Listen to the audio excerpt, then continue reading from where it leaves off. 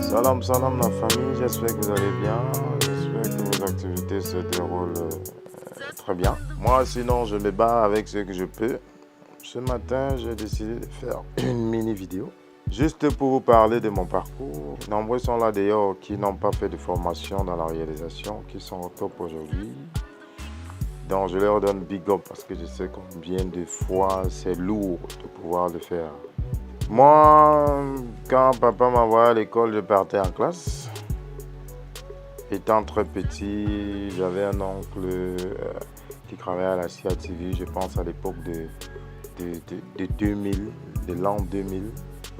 À cette époque, les gars portaient encore les grosses caméras de l'époque là. Alors, le papa décide un week-end de partir faire un documentaire sur notre arrière-grand-mère. À cette époque-là, elle avait 110 ans.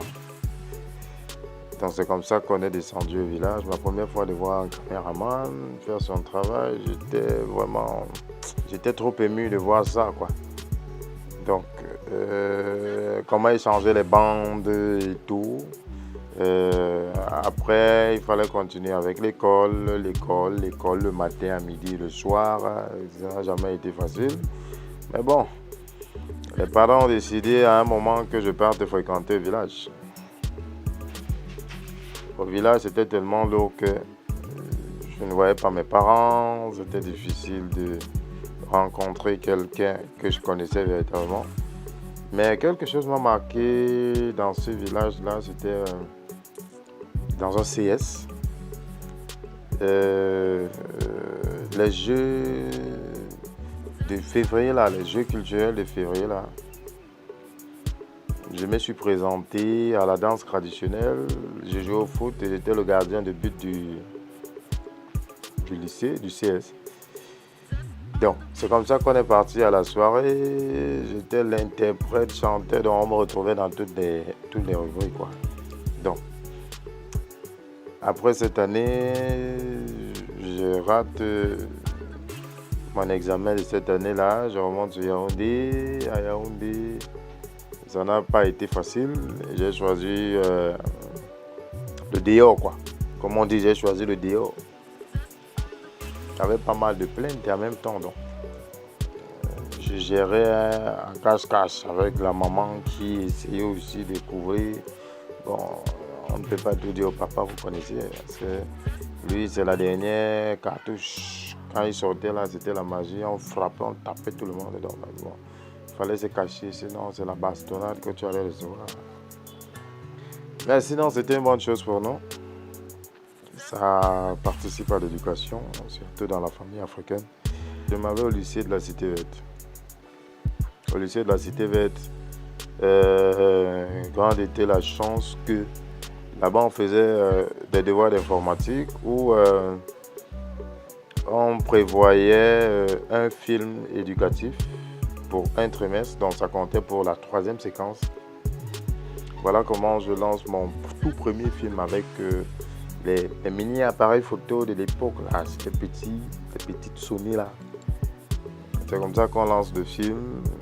Et quand je revois ça aujourd'hui, vraiment moi-même, c'était grave. Mais à cette époque-là, c'était acclamé par tous les élèves, les professeurs, puisque dans le film, même les professeurs ont joué. J'ai mon souvenir de secteur qui avait joué dans le film. J'avais mon surveillant général qui avait aussi joué dans le film. Donc, moi je faisais à cette époque, j'étais je crois en seconde, quelque chose comme ça. Et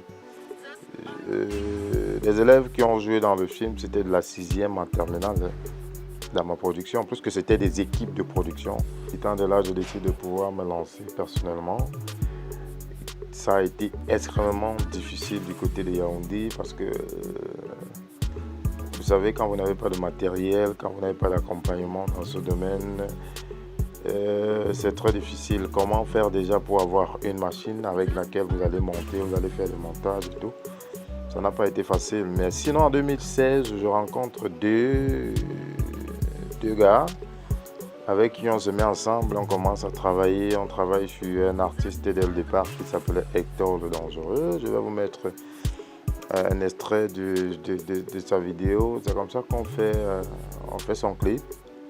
On commence à travailler avec Hector.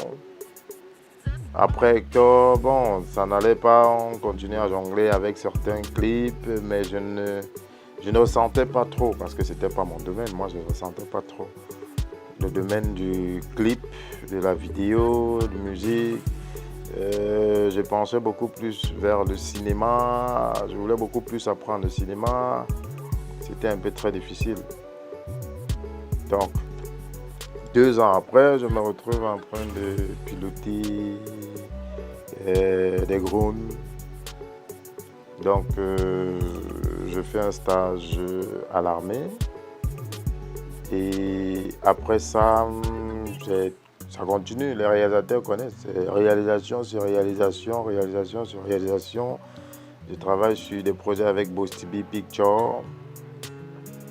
Et certains noms de la réalisation à Yaoundé quand même. Les D-Flux, à l'époque D-Flux. Et je participe à 3-4 tournages de PPO, paix à son âme. Et nombreux quoi. Nombreux là, j'ai participé à leur tournage. Donc, nous à cette époque, nous on tirait les câbles.